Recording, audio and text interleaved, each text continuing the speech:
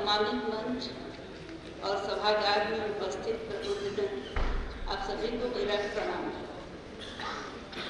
सबसे पहले शताब्दी वर्ष के समापन की बेला में मैं पंडित विद्यानिवास मिश्र जी की पूर्ण स्मृति को सादर नमन करती हूँ।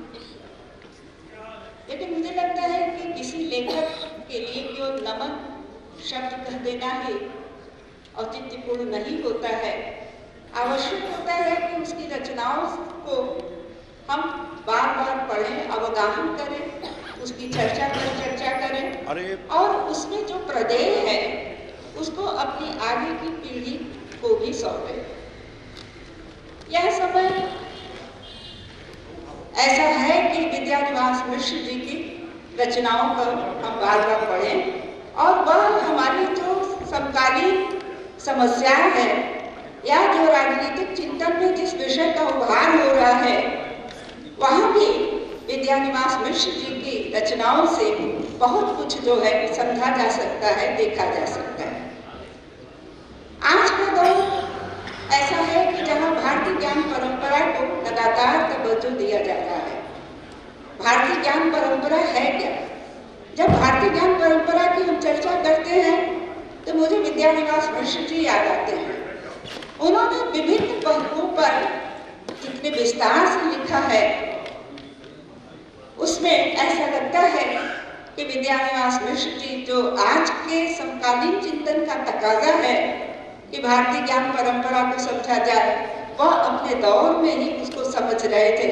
और जिस दौर में प्रगतिशील विचारों की धूम मची हुई थी, वामपंथी लेखकों का जो है शीर्षस्थ थे, उस दौर में भी विद्यानिवास जी भारतीय चिंतन, भारतीय परंपरा, भारतीय संस्कृति पर बहुत ही संजीदा होकर सोच रहे थे और अपने चिंतन, लेखन, मनन, पत्रकारिता के माध्यम से उन्होंने उस अपने विरोधी या विपरीत समय में भी उन्होंने उन सबसे सम्मान प्राप्त किया और उच्चतम स्तर तक पहुँचे। यह उनके लेखन की खूबी थी या उनके चिंतन की धारा थी। विद्यानिवास मिश्र जी का चिंतन इसलिए भी सामयिक है, प्रासंगिक है, क्योंकि यह दौर हिंसा की आग से झुलस रहा है। या तो हिंसा में लोग झुलस रहे हैं या हिंसा की आंच महसूस कर तड़प रहे हैं कि आगे का भविष्य क्या होगा, दुनिया क्या होगी। ऐसे दौर में हमें भारतीय संस्कृति का चिंतन मनन करना इसलिए भी आवश्यक हो जाता है कि इस देश का जो मूल मंत्र है वह अहिंसा परमो धर्म है। जहाँ अहिंसा को ही परम धर्म बताया गया है, ऐसे में भी विद्यानिवास मिश्र जी का साहित्य का आकलन करना, उनके सांस्कृतिक बिंदुओं को सोचना समझना अति आवश्यक हो जाता है। प्रोफेसर अंबिका जी ने बहुत ही विस्तार से भारतीय अवबोध पर अपना मत व्यक्त किया। निसंदेह ये विषय ऐसे हैं कि बहुत ही लंबे समय की जरूरत होती है कि जहाँ पे विचार का चिंतन मनन हो। बहरहाल मुझे संस्कृति के तमाम बिंदुओं पर चर्चा करनी है, संक्षेप में करनी है, इसलिए मैं अपनी बातें बहुत विस्तार में न करके छोटी छोटी बातों को ला के अपने मत को स्पष्ट करना चाहूँगी। जब पंडित जी बात करते हैं भारतीय संस्कृति की, तो उसमें वह अथर्ववेद के पृथ्वी सूक्त के आधार पर पूरी पृथ्वी को ही परिवार समझते हैं और परिवार की परिकल्पना ही भारतीय संस्कृति का एक तरह से मुख्य स्तंभ है। ऐसे में हमें अरविंद याद आते हैं, हमें जो है जयशंकर प्रसाद याद आते हैं, हमें याद आते हैं रविन्द्रनाथ टैगोर, जिनके लिए पूरी पृथ्वी ही वसुधैव कुटुंबकम की भावना से ओतप्रोत थे। अयम निजः परवेद गणनाम लघु चेतसाम उदार सरितानाम तु वसुधैव कुटुंबकम। इन सब की रचनाओं में, इन सब के चिंतन में भारत कहीं बटा नहीं है, भारत का कोई अलग भूखंड नहीं है, वह समस्त पृथ्वी है। और जब समस्त पृथ्वी है तो उसमें रहने वाले लोग चाहे जिस भी धर्म के हों, जिस भी जाति के हों, जिस भी देश के हों, वह कहीं न कहीं मातृत्व की भावना से जुड़े हुए होते हैं, क्योंकि जब एक माता कई बच्चों को जन्म देती है और बच्चे के स्वभाव में अंतर होता है, उसके बाद भी लड़ते झगड़ते वे एक साथ रहते हैं, क्योंकि माँ का स्मरण होता है और माँ उन्हें जो है एक समान देखती है। इस दृष्टि से भी हम अगर विचार करें तो मुझे लगता है कि विद्यानिवास जी की जो दृष्टि थी वह भारतीयता बोध की या भारतीय संस्कृति की, वो बहुत ही विस्तृत थी, उसमें कहीं कोई सीमा नहीं थी। अब इसके बाद अगर हम भारतीय संस्कृति के एक पहलू जो शिक्षा होती है, धर्म होता है, संस्कृति होती है और तमाम त्योहार होते हैं, भाषा होती है, उन सारे बिंदुओं पर भी मैं चर्चा करना चाहूँगी। विद्या के क्रम में उन्होंने कहा कि सा विद्या या विमुक्तये, यह एक निबंध है। इस निबंध में वह भारतीय जो गुरु परंपरा है उसकी प्रशंसा तो करते हैं, लेकिन विद्यानिवास मिश्र जी की जो दृष्टि है वह बहुत ही एकाकी नहीं है। मुझे लगता है कि वह हमेशा समानांतर सोचते रहते हैं और वो सोचते हैं कि अगर गुरुकुल एक संस्था के रूप में थी और गुरु एक संस्था माना जाता था, तो ऐसा नहीं है कि कोई गंवारू व्यक्ति गुरु नहीं हो सकता। उन्होंने लिखा कि जो गाड़ी हाँकने वाले रैक पर हैं वह भी गुरु हो सकते हैं और जड़ अजर सभी गुरु के रूप में इस प्रकृति में उपस्थित हैं। अगर कोई ज्ञान लेना चाहे तो किसी से भी ले सकता है और सब गुरु हैं। इस तरह से उन्होंने गुरुत्व पद का बहुत ही विस्तार से विश्लेषण किया, अर्थ विस्तार दिया और जाहिर सी बात है कि उनकी इस दृष्टि में कहीं कोई कमी नहीं निकाल सकता। यह सार्वजनिक सत्य है कि कहीं से भी ज्ञान लिया जा सकता है। जैसे उन्होंने उदाहरण दिया चांडाल का और शंकराचार्य का। आप सभी जानते हैं कि शंकराचार्य जो पश्चिम से पूर्व और दक्षिण से उत्तर तक एकाकी उन्होंने यात्रा की और 4 जो है पूरी मठों की स्थापना की और उसके बाद वह अकेले निकले थे, कोई राजनीतिक अभियान नहीं था। वह अकेले चलते रहे और एक से अनेक हुए, अनेक से एक हुए, आत्मा से परमात्मा हुए और इस तरह से चलते रहे। तो उस शंकराचार्य को भी काशी में आकर चांडाल के सामने झुकना पड़ा। जब चांडाल रूप में भगवान शिव आते हैं और जब वह छूत अछूत के प्रश्न को उठाते हैं कि जिस धरती पे तुम खड़े हो उस धरती पर मैं खड़ा हूँ, जो हवा तुम्हें स्पर्श कर रही है वह हवा मुझे स्पर्श कर रही है, तो बताओ मैं अछूत कैसे हुआ। तो वहाँ पे आके वहाँ वह शिक्षित हुए और सही अर्थ में जो वेदांत को आधार बनाकर उन्होंने अद्वैत दर्शन की स्थापना की, तब उसकी व्यवहारिक समझ उनके दिमाग में आई। विद्यानिवास जी अपने समकालीन जो नई शिक्षा प्रणाली है, जो मैकाले की शिक्षा प्रणाली है, वह किस तरह से कैसे हमारे भारतीय तत्वबोध को, हमारी भारतीयता को कैसे नष्ट कर रही है, इस पर काफी चिंता जाहिर करते हैं। और वो लिखते हैं कि जो ईसाई मिशनरियां हैं, जो ईसाई स्कूल हैं, वह जो शिक्षा प्रणाली हमारे सामने ला रही हैं या जो शिक्षा दे रही हैं, उसमें ना तो भारत है और ना ही भारतीय तत्व है, भारतीयता है।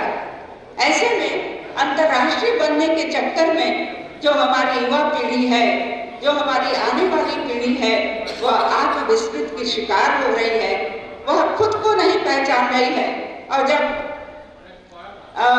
मैकमूलर या और विश्वमाकर और तमाम विदेशी विद्वान जब भारत की खूबियों को रेखांकित करते हैं, वह चौंक कर देखती है और चौंक कर महसूस करती है कि अरे भारत में ये है, तो इससे बड़ा दुर्भाग्य और क्या हो सकता है। इस दुर्भाग्य की ओर वह बहुत ही संकेत करते हैं और उन्हें लगता है कि नहीं, यह शिक्षा प्रणाली ठीक नहीं है। दूसरी ऐसी समस्या हमारे देश में ही नहीं, दुनिया के देशों में डेमोग्राफी चेंज होने की दिखाई दे रही है, उस तरफ भी इशारा करते हैं। वह कहते हैं कि जो मिशनरी है या और जो सांप्रदायिक या कह लीजिए अल्पसंख्यक वर्ग है, उन सबके अलग अलग विद्यालय हैं वे अपने धर्म की शिक्षा देते हैं, लेकिन भारतीय जो हिंदू हैं वह अपने धर्म की शिक्षा नहीं देते हैं। नतीजा क्या है कि संख्या घटती जा रही है। उस दिशा में भी वह बहुत ही गंभीर दिखाई देते हैं। हालांकि बहुत खुलकर नहीं बोलते हैं, लेकिन विचारक या चिंतक तो वही है कि जो संकेत करे, और उस तरह से उन्होंने दिखाने की कोशिश की।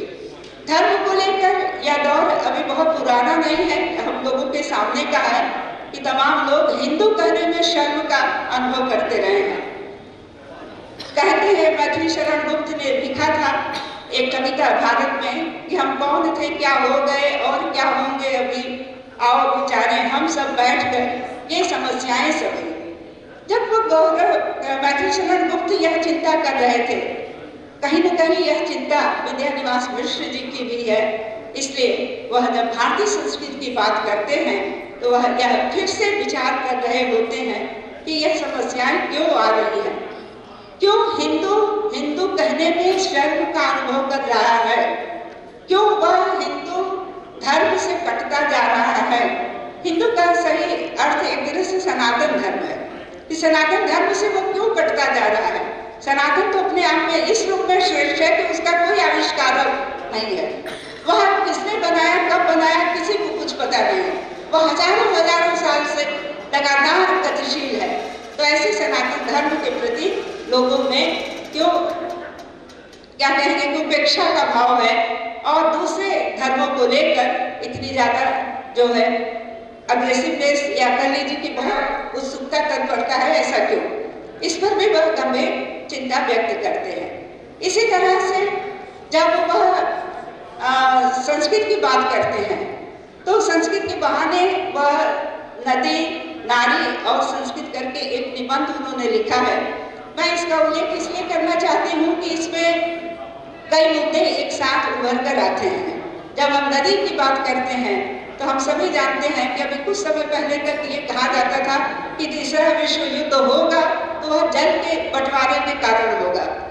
यह दूसरी बात है कि अब वह समस्या पीछे हो गई, लेकिन समस्या खत्म नहीं हुई है, समस्या बनी हुई है, जल संकट बना हुआ है। तो पहले नदी जो है वह पवित्र स्थल मानी जाती थी, वह अनुष्ठान के लिए उसका उपयोग होता था नदी जल का, और आज वह विद्रूपित हो रही है, वह सुविधा की चीज बन रही है, और उसमें तमाम जो है विकास के रास्ते खोले जा रहे हैं, या तमाम विकृतियां उसमें जा रही हैं। इन कई चीजों को लेकर वह चिंता व्यक्त करते हैं। इसी तरह से नारी की बात करते हैं तो नारी की बात करते हुए मुझे लग रहा है कि जो स्त्री चिंतन है 19वीं शताब्दी का, जो स्त्री चिंतन 20वीं शताब्दी का लंबे अरसे तक लेखन होता रहा, उस पर भी उनकी टिप्पणी है। वह नारी को कहते हैं कि वह क्या कहते हैं कि वह अधूरी कहाँ है, वह आधी आबादी कहाँ है, वह द्वितीय कहाँ है, वह तो पूर्ति है, वह आधे को भरती है, वह पूरा बनाती है, और स्त्री के होने से ही उत्थान होता है किसी भी समाज का, किसी भी जो है परिवार का। तो इस रूप में वह स्त्री की जो गरिमामय उपस्थिति मातृत्व के रूप में है, उसी को सराहते हैं। उनकी दृष्टि में आज की स्त्री जो है वह शानी होती जा रही है, वह मातृत्व की गरिमा से मुक्त हो रही है। इस पर मिश्र जी की चिंता खूब व्यक्त होती है।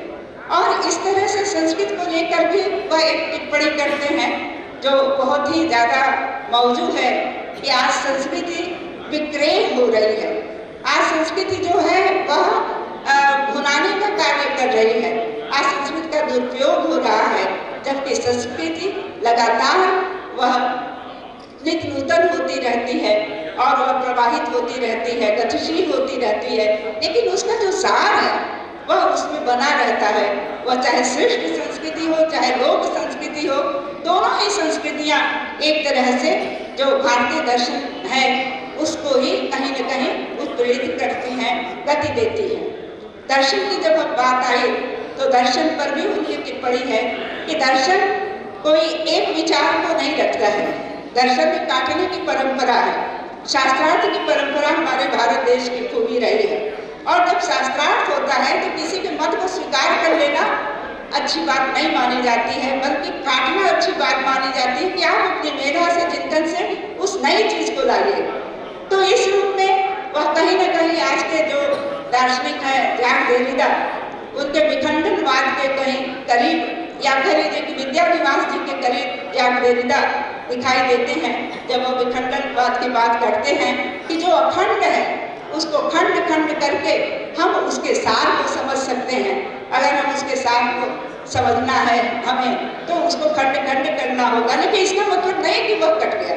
तो इसी तरह से जो हिंदू संस्कृति है, हिंदू बढ़ता रहा, श्रमण संस्कृति आई, बौद्ध संस्कृति आई, जैन संस्कृति आई, लेकिन वह एकदम उससे कटकर अलग नहीं छिटक गई है, बल्कि उसके साथ चल रही है, कुछ उससे टकराते हुए, कुछ राह बनाते हुए, कुछ नहीं होते हुए। इसलिए जब वो धर्म की व्याख्या करते हैं तो आचार्य क्षितिमोहन का के शब्दों को उदाहरण रूप में लेते हैं और कहते हैं कि धर्म जो है वो वृक्ष के रूप में है। ऐसा वृक्ष कि जो झरता है, बीज देता है, बीज से फिर नया पेड़ बनता है, पेड़ जो है फिर से नया फल देता है और उसकी नई शाखा प्रशाखाएं निकलती हैं और इस तरह से वह लगातार नूतन होता रहता है। तो धर्म जो है वह भी है। अभी किसी ने कहा कि धर्म को रिलीजन मान लिया गया, इसी से ज़्यादा सारी दिक्कतें हो रही हैं। तो विद्यानिवास मिश्र जी रिलीजन को तो बहुत ही एक पंथ के रूप में है, धर्म तो धारण जो करें वही धर्म है और धारण हम अपनी जीवन संस्कृति को करते हैं, चाहे अनचाहे जैसे भी उन्हीं मूल्यों के आधार पर जी रहे हैं, इस रूप में देखते हैं। जब संस्कृत की बात होती है तो कला पर भी हमें कुछ विचार करना चाहिए, क्योंकि कलाएं जो होती हैं, कला से संबंधित चाहे वो संगीत हो, चाहे स्थापत्य कला हो, चाहे साहित्य हो, इन सब में वह हमारी जो सांस्कृतिक परंपराएं हैं, जो सांस्कृतिक जो है खूबियाँ हैं, वह उसमें अवतरित होती हैं और हम बहुत आसानी से उसको ग्रहण कर लेते हैं, जबकि शास्त्रों का अध्ययन करना और उसको जो है ग्रहण करना वह ज़्यादा श्रम साध्य होता है। इसी रूप में जब वह शिव और शक्ति की चर्चा करते हैं तो वह बड़े खुले मन से यह स्वीकार करते हैं और यह हमें लगता है कि सभी विद्वान इस सत्य को समझते हैं कि हमारे जो शिव हैं वही आदि गुरु हैं समस्त विद्याओं के, चाहे संगीत हो, चाहे ताल वाद्य हो, चाहे जो है साहित्य हो, चाहे योग हो, चाहे जो है तांत्रिक विद्या हो, उन सबको शिव ने ही ज्ञान दिया और उसका विस्तार किया। और हम लोग भाग्यवान हैं कि शिव की नगरी में रह रहे हैं, इसलिए हम लोगों को बार बार अपनी सांस्कृतिक चिंतन करते रहना चाहिए। इसी मुद्दे में खजुराहो की मूर्तियों पर भी उन्होंने अपने विचार रखे और उनका कहना था कि जो खजुराहो की मूर्तियां हैं वह अश्लील नहीं हैं, या जो अश्लील कहता है वह एक तरह से कलाकार का असम्मान कर रहा है। हमें ये देखना चाहिए कि जो भौतिकता और आध्यात्मिकता है उसका संगम कहीं न कहीं इन चित्रों के माध्यम से हो रहा है और इस रूप में उसको वह बहुत ही प्रशंसा के पात्र के माने कलाकार को मानते हैं और कहते हैं कि जो हमारी जीवन पद्धति रही है कि भोग से योग की ओर, वह कहीं न कहीं उसी दृष्टि में कलाकार का उद्देश्य है। अंत में मैं बहुत विस्तार न देकर भाषा पर कुछ टिप्पणी करना चाहूँगी। विद्यानिवास जी जब भी लिखते हैं निबंध तो प्रायः हिंदुस्तानी शब्द का प्रयोग करते हैं। हिंदुस्तानी, क्योंकि विद्यानिवास जी पर अक्सर यह भी आरोप लगा है या नहीं लगा है, लेकिन उन्होंने अपने निबंधों में इसका जिक्र किया है कि लोग कहेंगे कि केवल हिंदू संस्कृति की ही बात कर रहे हैं, जबकि जब भारत में तमाम संस्कृतियाँ मिली हैं और तमाम संस्कृतियों को जो है लोग ग्रहण किए हैं। जैसा भारत तीर्थ कविता में रविन्द्रनाथ टैगोर कहते हैं कि हूँ आओ श्रक आओ, तमाम जातियों को कहते हैं और भारत तीर्थ पर आओ, सब हम लोग हाथ मिलाकर तुम्हारा सम्मान करते हैं, आदर करते हैं, मगर विसंस्कृतिकरण के खतरे को समझते हुए। तो उस पद्धति से रविन्द्रनाथ टैगोर जिस पद्धति से जुड़े हुए थे वहीं कहीं न कहीं विद्यानिवास मिश्र जी भी जुड़े हुए हैं, लेकिन इन सबको जुड़ते देखते हुए भी उनके मन में यह बात आती है कि कहाँ कैसे क्या करना चाहिए। तो ऐसे दृष्टि में यह सवाल उठता है कि वह हिंदुस्तानी शब्द का प्रयोग क्यों कर रहे हैं। आप सभी जानते हैं कि जो आज़ादी के बाद का दौर था, जब हमारा भारत देश हुआ था, तो उस समय मिली जुली संस्कृति की बात की जा रही थी। संविधान निर्मित हुआ था और मिली जुली संस्कृति के निर्माण के कारण जो है एक ऐसी भाषा की निर्मित या ऐसी भाषा के प्रचार प्रसार की बात की जा रही थी जो सबके लिए ग्राह्य हो। तो क्या विद्यानिवास जी हिंदुस्तानी शब्द का प्रयोग इसीलिए करते हैं? यह विचार करने का विषय है। आज के दौर में जो भारत सेवी हैं वह कहते हैं कि नाम का कभी पर्यायवाची तो नहीं होता है, फिर भारत नाम का पर्यायवाची क्यों भारत को भारत न कहा जाए, क्यों उसको हिंदुस्तानी कहा जाए या इंडिया कहा जाए? हम सब जानते हैं कि ईरानी जब फारसी भाषी आए इस देश में, वह सिंधु नदी के पास, तो वह सिंधु को हिंदू कह रहे थे, स का उच्चारण न कर पाने के कारण, इसलिए उन्होंने हिंदू कहा, हिंदी हुई, हिंदुस्तानी हुआ। और दूसरा इसी तरह से जब यूरोपीय आए तो उन्होंने सिंधु घाटी को इंडस कहा, भारतीय को इंडियन कहा, और जो भारतीय को इंडियन कहा और देश को इंडिया कहा। तो क्या हम सब दूसरे के दिए हुए जो विशेषण है उसी को धारण करते रहें, या जब हम अपनी संस्कृति का चिंतन करते हैं तो हमें यह समझना होगा। मुझे लगता है कि विद्यानिवास जी अपने समय के दबाव में रहे होंगे। निश्चित रूप से मिली जुली संस्कृति को वह खारिज नहीं कर सकते थे, चाहे भले ही हिंदू संस्कृति को महत्व देते रहे हो, इसलिए वह हिंदुस्तानी शब्द का बार बार प्रयोग करते हैं। उन्होंने एक जगह लिखा है कि हिंदू संस्कृति का मतलब यह नहीं है कि इसमें अन्य धर्म जातियों के लोग नहीं मिले हुए हैं। सच तो ये है कि भारतीय मन होता है, भारतीय मन जो है वह कृष्ण की प्रार्थना करता है, प्रस्थान की तरफ संकेत करते हैं। भारतीय मन है जो जैसे लिखते हैं हिंदू कथा को जो है आधार बनाकर पद्मावत लिखते हैं, और इसी तरह से भारतीय मन ही है कि जो उपनिषदों का अनुवाद फारसी भाषा में किया गया मुसलमानों के द्वारा।